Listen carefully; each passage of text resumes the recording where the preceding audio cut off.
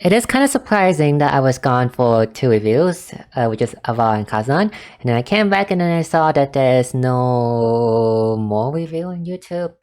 It seems that most other people, they stopped reviewing, which means that I'm the only one still doing review video in English on YouTube for this game, which also means that this is kind of lonely up here. But please do not worry. I promise that I will get the review for all of the FF6 unit out eventually. It might be late like this video here, but I will make the review for all 6 FF6 units.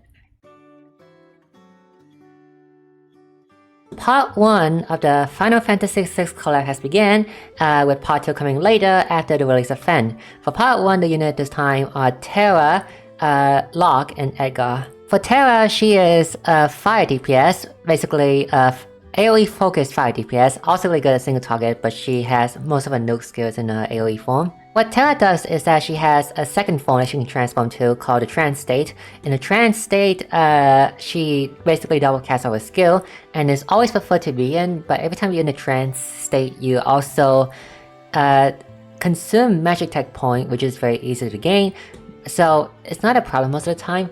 The playstyle with Terra is that you cast your ES skill 1 to get enough magic tech point, then you transform into your trance form, and then you just melt the enemy. As for her damaging moves, she also has a lot of AoE damage in the form of fire.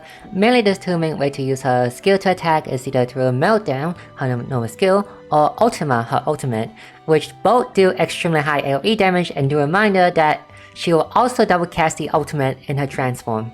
And also, some of her attack bypass dodge or evasion, so sometimes you have like the annoying effect of the enemy having some dodge, like in the Kagemune fight. This will just bypass all of that. Now to quickly summarize how to play Terra, just cast your ES skill at max boost and just go melt the enemy. If somehow you are running out of that second form, as in you're running out of point to maintain the second form, just cast a torch point to gain the ult refresh and the ES skill refresh, then just go melt the enemy again. Now for our recommended skill, Riot Blade is the to-go skill if you are doing single target fight. I would say though that Riot Blade do have like innate damage cap and also has the highest potency out of all of the damaging skill. However, if you do know that your Riot Blade is still hitting the damage cap, despite the damage cap the skill already give you, then do please don't use the skill, then use her other AoE skill instead. So in the case that Riot Blade in a single target scenario is still hitting damage cap, or you are in an AoE fight, use Meltdown. Meltdown is Meltdown is an AoE nuke that also deals a lot of damage. It's 4 hit at 8 hit double casting on her transform. However, I would say though, if you are hitting damage cap with Riot Blade, then before using Meltdown, try to use Ultima first, which is her ultimate. Her ultimate is a damaging ult, but it's a really good damaging ult.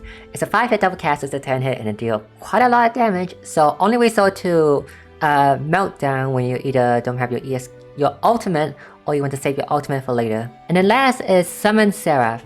It's a torch point skill, you can only use it 3 times per battle, but it heals all allies and it also restores ult usage and also ES skill, so it's extremely useful. Cast it whenever you run out ES skill or run out ultimate, so. Now for Awakening, surprisingly her A4 is really good. Doing one thing though is that it's A4 on the collab unit, which is really you cannot exchange for, so you have to go get the A4 now if you want it. It's a good A4 though, but I don't think it's really worth to go it for. It's basically, after you use an ultimate, you get an ult refresh and also 200% ult charge. So they just grant you back immediate free ult right away. It's strong, but I don't think it's to the point where you're gonna like go all in to get her A4, so. If you don't plan to get her A4, her AU and A1 are both good options. A1 for more damage because she's a DPS, and AU because her ultimate, despite it being just a damaging ult, is a very strong damaging ult. Having 2 usage of that is nice, but then again, you already have the Summon Seraph to restore your ult usage, so you can choose between A1 or AU, it's up to your preference. Now for review. Terra's get 8 out of 10, because she is a fire DPS who can do quite a lot of high damage and also has some innate damage cap. Problem is, it's not contending with the Rainbow today's standard meta. Rainbow team is still strong, and then they will get even stronger once Adana EX arrive, and even then, Rainbow has so much multi-hit that Terra DPS does not fully contend with Rainbow well enough. But although Terra DPS isn't the best, and I know that there's another DPS on this banner who's like better than her in terms of single target damage, she is very good in that AoE damage. So therefore, if you are AoE and you're looking for an AoE DPS, then Terra is a good option. Not top 2 meta, but she is very good. Next on this collab is Locke. Locke is a dagger DPS and he is 16 hit dagger DPS. Honestly, he has other utility, but the best way to sum up his main point is 16 hit dagger DPS that also inflict dagger implants per hit, by the way. And also, Locke introduced a new mechanic into this game, I think it's the first one. It's called Final Damage Up. Final Damage is like, imagine Potency Up, but it's stackable. Final Damage Up is like the final form of Damage Up, where instead of like, oh yeah, Potency Up, but it's only the high supply. Final Damage Up is say, if something like, give something 50% final damage up, it means that give it, after everything, all the damage has already been calculated, also give it an extra 50% potency on top of it. So, other than just pure damage, he also can revive other allies and also grant them SP, HP, and boost point regen. Not the main way you use Locke though. If you use Locke, you would spam the 16 hit dagger, but it is an option if you want to. Now, as for Locke playstyle, just don't get hit. He has a passive where he grants himself a buff as long as he does not take damage from the enemy in the previous turn, which means that you can self-harm yourself and you can, and this passive will still trigger, just don't get hit by the enemy. And after you have obtained the buff from his passive, you just go and spam Barrage, which is 16 hit if the enemy is broken, or 8 hit if the enemy is not broken. Or if there's multiple enemies, you spam Spinning Edge instead. Also, another thing to note though is that his buff grants himself 1.4 crit and crit stat conversion into attack stat and guarantee crit, which means that since his Barrage skill also grants dagger implant, he has everything Tiziano want to offer to him. So it means that you don't have to run him with Tiziano, and he's well fine without Tiziano, poor Tiziano. But if you want to, you can still run Tiziano with Locke, and then you can just give him a guaranteed crit and without having to worry about him getting hit or not and stuff. Now for his recommended skill, Barrage is his main form of just shoot-shoving the enemy. If there's only one enemy, this is the only skill you will spam, ignore the other skill. Barrage is a 4 hit to 8 hit single target when the enemy is not broken. It becomes 16 hit though if the enemy is broken. Explanation, it's a 4 hit normally if enemy is not broken. But Locke always has double cast whenever he uses 3 boost points, so it becomes 8 hit instead, and when the enemy is broken, it's 16 hit. Spinning Edge is the same, it's a 4 to 6 hit AoE dagger, and this one is useful because it damages himself with a gain dodge, and this allows him to dodge enemy attack while also trigger his own passive with it. It's also the main way for you to do AoE damage with Locke. Locke excel at just single target scenario, but you want to bring Locke to an AoE fight, you spam this skill instead, okay? As for the last skill though, it's flexible. I picked the Touch Point skill, Eternal Magic Sight, because it's it grants buff to the entire team and also damage cap, but Barrage and Spinning Edge should cover Locke good enough and it's a yes skill, so you don't really need to worry about other skills, so just pick whatever skill you like for the last slot. A1 is useful, DPS always 1 extra stat. A4 is, it grants him Undying for 4 turns at the start of battle, well it grants anyone Undying for 4 turns at the start of battle. It is nice, but I don't think it's not even worth it compared to Terra's A4, because Undying, it is useful, but you can just run someone like Shanna instead and just grant it to everyone rather than just one teammate. So it's not really a must-have unless you really like Locke and just go for his A4. And AU is good, but just don't get his AU. You're not going to use Locke for his ultimate, use him for his 16 hit dagger. Now for review, Locke get 9 out of 10. 16 hit dagger is 16 hit dagger, which also means that it doesn't matter what the enemy is weak to, because you're still hitting that weakness because it's 16 hit dagger that implant dagger weakness every single hit. However, Locke will be power creep in the future because it's not an 18 spammable hit outside enemy not broken.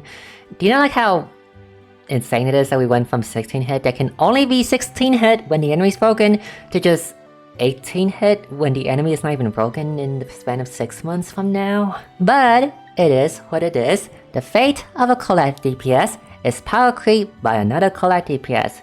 Just like Kinda power creep A2, just like Locke power creep Kinda, just like Final Empress power creep everyone else in the future. Such is the way of the collect DPS. And finally we have Edgar. Edgar is Edgar. He is Honestly, I had like very much different impression of him because I don't play FF6. So when I first used him myself, I thought like he was kind of like the normal charming prince type to go around charming people, like Elvis from Gravity Default 2. Until I saw him pull like a chainsaw and like a drill and a construction head. Like, like I didn't expect that at all, honestly. Anyway, Edgar is a debuffer. He is a debuffer who can also do sphere damage, and for what he does mainly, he can raise the debuff cap, kind of similar to Dark Priestess to 50%. He also has a stronger version of Signa ult in the form of ultimate debuffer, also granting stat conversion of his own stat to everyone else's offensive stat. And finally, the thing he is known for, his attack, his drill specifically, it bypasses enemy damage reduction, specifically the one that is like every time you hit the damage is half, so it completely bypassed through that. Now, however, do note that one thing though, is that it bypassed damage reduction, okay? There's another mechanic called damage cap reduction, which is used on the final boss of Caesalistia, which does not bypass, okay? If you are using that skill on that one specific boss or any enemy with any form of damage cap reduction, it just means that their damage cap is getting reduced, not the damage itself, so this skill will not bypass that. Now for how to play him, it's very simple. Just, you're planning to use him as a debuffer, just use his normal skill to raise the debuffs of the enemy, and also inflict some debuff himself. However, if your other debuffer is already taking care of that and you only use him for the ultimate and for the drill, then it's just completely skip the first part. Use his ultimate on the turns or before the turns before the enemy is broken, grant stat buff to everyone, stat conversion of his own stat to everyone, and also debuff enemy defense down, also spear and light resistance down. And after that, just go and deal some damage himself. Yes, as much as Edgar has a Signa level of ultimate debuff, he is also a DPS himself, so his drill actually does quite a lot of damage. It's actually even more useful if the enemy has some form of damage mitigation, making him the best DPS on that team because he's the only one who can bypass that damage reduction. Now for his recommended skill, drill is mandatory. Whenever you play Edgar as a debuffer, as an ultimate debuffer, or as a DPS, you always want to bring drill. It's a 4 to 8 hit single target speed depending on the condition, that hit light and also pierce damage reduction, which is very strong. Chainsaw is another form of shoe shaving that Edgar has, also inflict debuff on the enemy, and roll suppression is his main debuffing skill. It goes first and it also debuff the enemy, while also raise the debuff cap on the enemy to 50%. I would say that the last two skills, which is chainsaw and roll suppression, are flexible. Edgar has a lot of good skill, like his crossbow skill and his air anchor skill, like that can reduce shield at the start of every turn. So you can flex between those two skills, just whatever you do, just always want to have drill. Now for his awakening. If you can, try to get his AU. His AU is really good because free action ultimate is free action ultimate. Also, it's a very strong ult, so you want to use it twice per battle, and getting AU also let you charge it way faster, so... But it's fine if you don't want to get AU. If you got him after one copy, or if you got him lucky on the free pull, it's fine to just use base Edgar without any extra awakening and he will be fine. A1 is good for the extra stat because he is a DPS after all, but A4 isn't needed at all, so A0 Edgar work fine, but if you can, try to get his AU. Now for review, Edgar get 9 out of 10. Now I know that I rate Locke 9 out of 10, but Locke is a low 9 out of 10 and Edgar's a high 9 out of 10.